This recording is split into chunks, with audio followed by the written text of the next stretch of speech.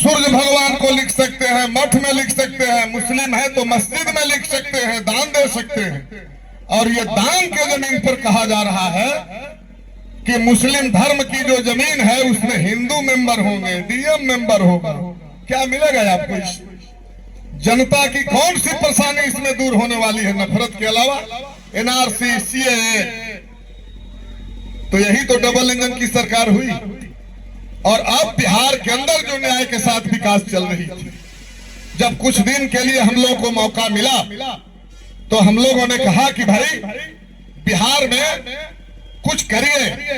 आप कह रहे हैं कि भाई न्याय के साथ विकास, लेकिन बिहार की जनता महसूस नहीं कर रही है कि न विकास हुआ है और न्याय मिला है। तो जब कुछ दिन के लिए हमारी सरकार आई, नीतीश कुमार जी मुखिया थे, तो हम लोगों ने दो काम करवाया। एक काम करवाया जातीय गणना, और उस जातीय गणना से जो अन्याय हुआ था वो सामने आ गया।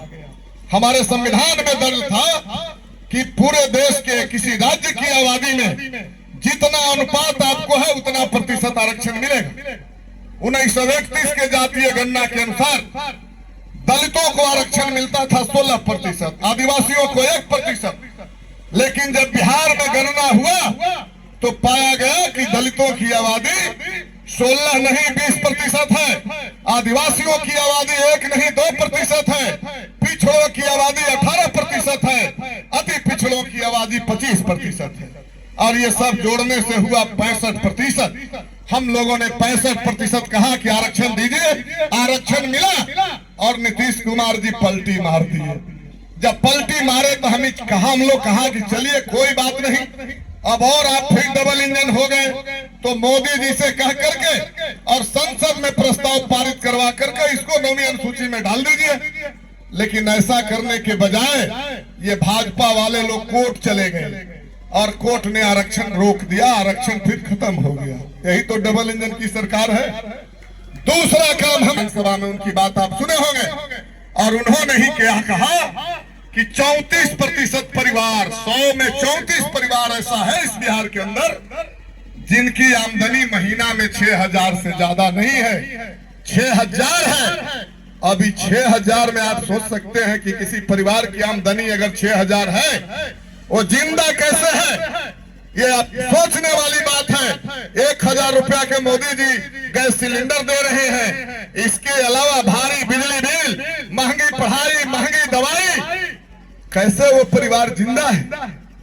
तो हम लोगों ने कहा कि नीतीश कुमार जी यही न्याय के साथ विकास कर रहे थे।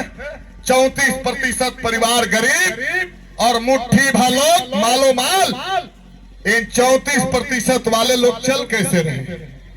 तो हम लोगों को सीधा जानकारी है, आप भी जानते होंगे, गांव गांव में महिलाओं की एक समूह बनाई गई है, स्व सहायता समूह, और कहा गया है कि 10-10 रुपया अपने में तहसील लीजिए।